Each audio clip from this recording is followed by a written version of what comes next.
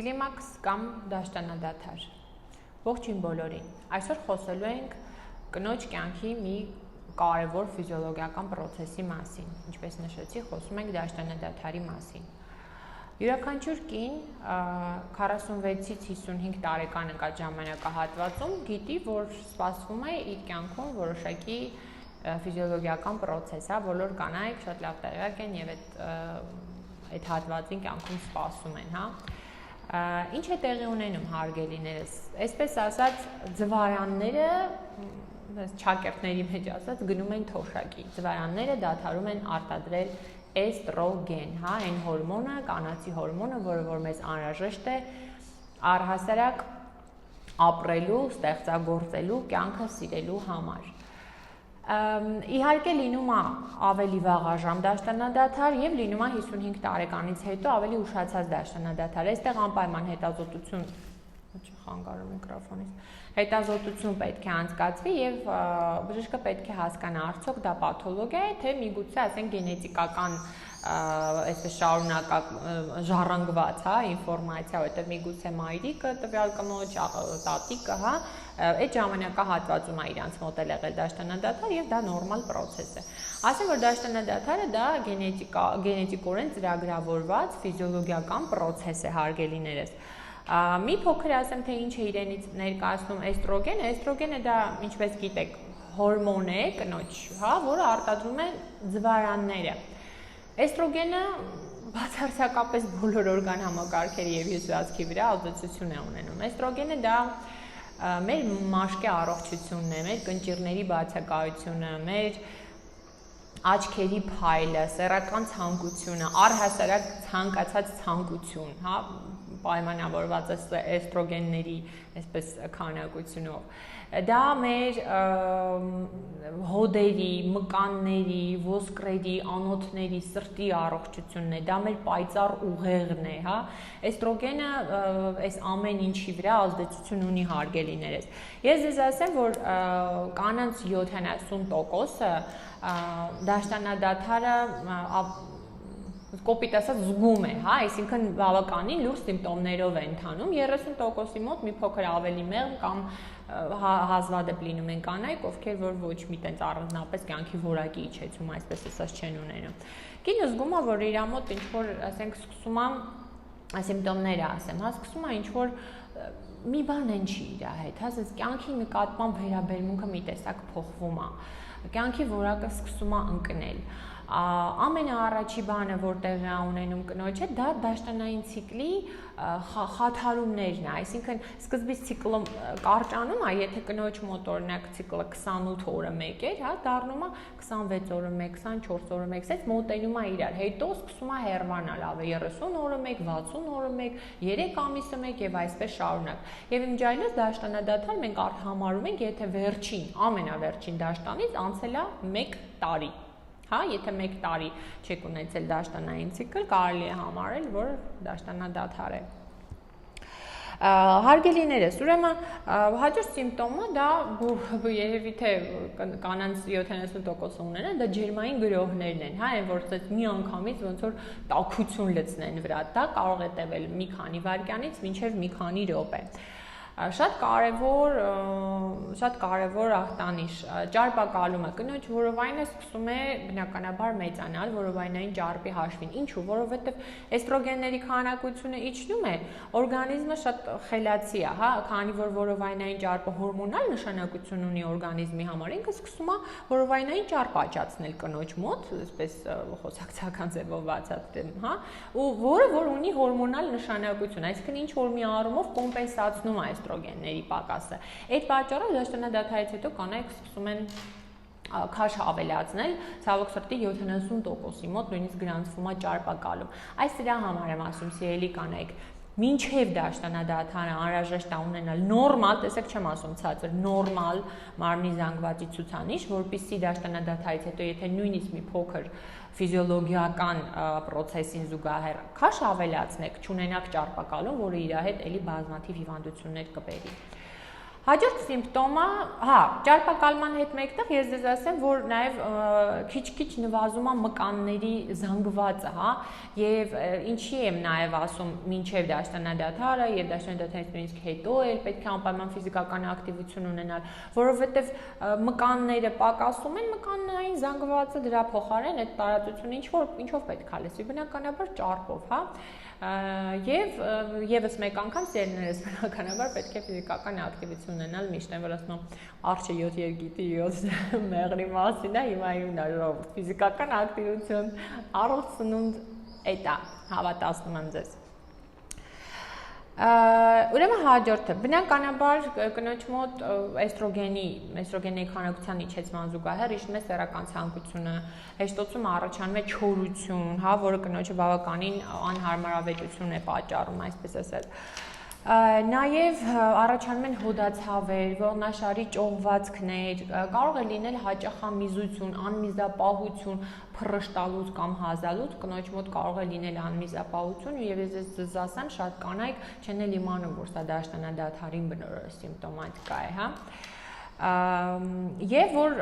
շատ հաճախ լինում է կանանց մոտ նյարդահոգեբանական տարբեր սիմպտոմներ։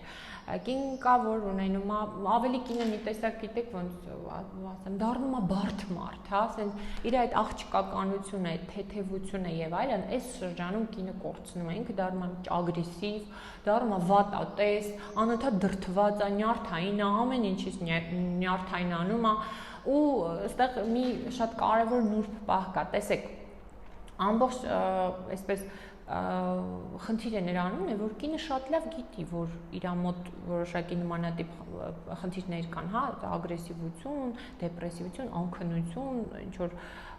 մտքեր եւ այլն, բայց հարցը նրանումն է, որ կինը ինքը իրեն չի կարողանում օգնել հարգելներից, գիտեք ինչու, որովհետեւ սեփական անձին օգնելու համար էլ հոգեբանորեն անհրաժեշտ է հորմոնների որոշակի քանակություն, որը կինը այդ պահին չունի։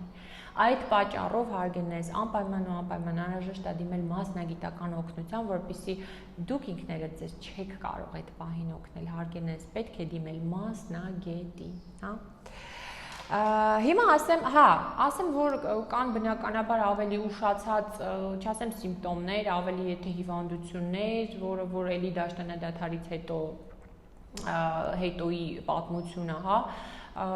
օստեոպարոզը, որի մասին կխոսենք հետագայում, եւ նաեւ ծերունական թուլամտությունը, ցավոք սրտի, սրանք եւս հետ դաշտանադադարային խնդիրներ են, բայց իհարկե ավելի ուշացած, հա։ Ուրեմն հետազոտությունները, ասեմ, որ բացի այն, որ յուրաքանչյուր կին անկախ դաշտանադադարից պետք է ամենակիչը տարին մեկ անգամ հետազոտվի, այս պարագայում եւս անհրաժեշտ է, որ կանայք դիմեն բժշկի, գինեկոլոգի եւ հետազոտություններ անցնեն։ Ես որ նայում եմ իմ շրջապատում, այսպես է, նայում եմ, տեսնում եմ կանայք այսպես ձեռքերը ծալած սպասում են իրենց դաշտանադադարին, թե երբ գալու է դաշտանադադարը եկավ, ահա, այդ սիմպտոմները շալակած ու տենց ապրում են։ Ջորջ ջան, տենց չի կարելի։ Ճիշտ է, ինքը ֆիզիոլոգիական process է, բայց անպայման ու անպայման պետք է դիմել մասնագիտական օգնության, որովհետև չես կարա իմանաս, էլի մեկի մոտ կարող է շատ թեթև ձևով ընթանում, մեկի մոտ բավականին դժվար։ Ուրեմն ինչ պետք է անել, այստեղ պետք է հետազոտվել անպայման արյան ընդհանուր քննություն, արյան բիոքիմիական քննություն, լյարդը երիկամները պետք է հետազոտվել, անպայման սոնոգրաֆիկ հետազոտություն, անպայման պետք է հետազոտություններ անցկացվի գնորագոյացությունների կապակցությամբ, արդյոք կնոջ մոտ բարոյ կամ չարոյ ինչ-որ գնորագոյացություններ չկան, հա, որովհետև հետագայում բուժումը կախված է շատ կարևոր այդ հանգամանքից գնորագոյացությունների առկայությունից։ Մի խոսքով ամբողջ կնոջ առողջական վիճակը պետք է զննվի, քննվի եւ բնականաբար ուղեկցող հիվանդությունները եւս պետք է հաշվի առնել, նրանց եւս բուժում իրականացնել նրանց նկատմամբ։ Տեսեք, սիրելիներս, ուրեմն բուժումը իրանից ենթադրում է հորմոնալ թերապիա։ Ամենաառաջինը, որ կնոջը տրվում է մաքուր էստրադիոլ, ոչ թե սինթետիկ, որը որ չհղիանալու համար կանայք խմում են, հա, այդ օրալ կոնտրացեպտիվներ, ոչ թե դրանք, այլ ինքը մաքուր էստրադիոլ է։ Եվ երբ որ մի քանի կաթիլ, այսպես ասած, Խաղավերական իմաստով եմ ասում կնոջ օրգանիզմը էստրադիոլ անկնում այդ դաշտանադադարի պահին։ Միանգամից վերադառնում է աչքերի փայլը, բարակում է գոտկատեղը, կարգավորում է զարկերակային ճնշումը, անցնում են հոդացավերը, կալցիումը շատ լավ պահվում է, տրամադրությունը ստաբիլ է, հա։ Եվ ես ձեզ ասեմ, որ առաջներում ասում էին հորմոնալ թերապիան կարելի է 5 տարի, իսկ հիմա ասում են, որ ամբողջ կնոջ կյանքում կարելի է ընդունել հորմոնալ թերապիա, բայց սիրելիներս խիստ բժշկի հսկողության ներքո։ Հորմոնալ թերապիան ունի իր ցուցումները եւ հակացուցումները, ինչպես ասեցի, օրինակ նորագոյացությունները, նույնիսկ վարորակ, հակացուցում են հորմոնալ թերապիայի համար։ Ես ձեզ ասեմ, որ հորմոնալ թերապիայի նկատմամբ բավականին ասած բոբո ինֆորմացիաներ եմ լսում, որ օй մենք հորմոններից կչաղանանք, մենք հորմոններից ռակ կունենանք, չգիտեմ ինչ կունենանք։ Ես ձեզ ասեմ հարգելիներս, եթե այո, հնարավոր է հորմոններից չաղանալ, հնարավոր է հորմոններից ուրիշ բաներ ունենալ, եթե դու իրան անես, ասենք, չգիտեմ, այնտեղ մեծագույն դեղաչափերով, հա, բայց եթե դուք ստանում եք ձեր օրգանիզմի ձեր լավ զգացողության համար անհրաժեշտ նվազագույն դեղաչափը, դուք շատ լավ եք զգում։ Շատերը ասում են, ես չեմ ուզում դեղ ստանալ, չեմ ուզում հորմոն խմեմ։ Մի ուզեք, մի խմեք, սիրելիներս։ Փոխարենը դուք կխմեք օրը 2 անգամ զարկերակային ճնշման դեղորայք, անպայման շաքարային դիաբետի դեղորայք, հա, որտեղ ինսուլինառեզիստենտականությունն ազարգամ նյութափոխանակությունը բնականաբար խաթարվում է։ Խմելու եք նյարդաբանական անքնության համար տարբեր դեղորայքներ։ Ես ուզում եմ ձեզ ասեմ, սիրելիներս, որ մոտեցումը այսպես վերաբերմունքը եկեք փոխենք հորմոնալ թերապիայի նկատմամբ այն է դաշտանադադարի ընթացքում, հա։ Ու այստեղ գիտեք ինչն է կարևոր, որ դաշտանադադարի կլիմաքսի ընդհանրապես դաշտանադադարից հետոյի խնդիրները առաջանում են ոչ այդքան վաղ, նույնիսկ առաջանում են 5 տարի հետո։ Այդ պատճառով առաջիկա 5 տարին գոնե պետքա կնոջը օգնել, որ իր կյանքի որակը այդքան էլ չընկնի։ Ինչ վերաբերում է երկրորդ տարբերակին, եթե հորմոնալ թերապիան հակացուցված է կամ շատ վաղ ժամանակներում եք ուզում կնոջը օգնենք, գոյություն ունեն բուսական դեղորայքներ, բույսերից ստացված, որոնք իրանք մի տեսակ օրգանիզմում սենց բացատրեմ, հա, էստրադիոլ չեն, բայց այդ էստրադիոլը ոնց որ գնում է կպնում է իր ռեցեպտորների, այս ռեցեպտորին է գալի կպնում այդ նույն բուսական էստրադիոլի նման դեղը, հա, սենց ասեմ, ու անում է գրեթե նույն ֆունկցիան, ինչ որ էստրադիոլը, բայց ստեղ ինչն է կարևոր, որ այս բուսական օգնող դեղորայքները, սիրելիներս այդ կլիմաքսի շրջանում, դուք որ գնաք դեղատուն հարցնեք, ձեզ երևի մի այսքան դեղորայք կառաջարկեն այդ շրջանի համար, որտեղ իրոք իրանք շատ են, ընտրությունը անպայման պետք է իրականացնեք բժշկի հետ, սիրելիներս։ Ինչ է ասում, իրենց ազդեցությունը զարգանում է ամենակիչի 2 ամիս հետո, հա, որովհետև շատերը խմում են, ասում են, վայ, մի շաբաթ անցել, հենց փոփոխություն չկա բժշկի, բայց պետք է իրան խմել ամենակիչի 2 ամիս։ Ես ձեզ ասեմ, որ իրենց ազդեցությունը 2 տարուց ավել տենց չի երկարում, հա, 2 տարուց ավել չի լինում ազդեցությունը, 2 տարուց հետո պետք է կամ փոխել, կամ անցնել, եթե չկա հակասություն հորմոնալ թերապիայի։ Իսկ հորմոնալ թերապիան հենց առաջի շաբաթում էլ սկսում է գինը արդեն իսկ զգալ կյանքի որակի բարձրացում։ Եվ եզրափակելով կասեմ հետևյալը հարգելներս, ամենաառաջինը իմացեք, որ սա ցանկացած կնոջ կյանքում ֆիզիոլոգիական պրոցես է, սա անխուսափելի է, հա, եւ բնականաբար ամենակարևոր կետերից մեկը սիրելիներս, մի վախեցեք, մի նեղվեք այդ շրջանից, անպայման դիմեք բժշկի եւ իմացեք, որ այս շրջանի համար եւս կա բժշկական օգնություն եւ չարժի սպասեք, որ ձեր կյանքի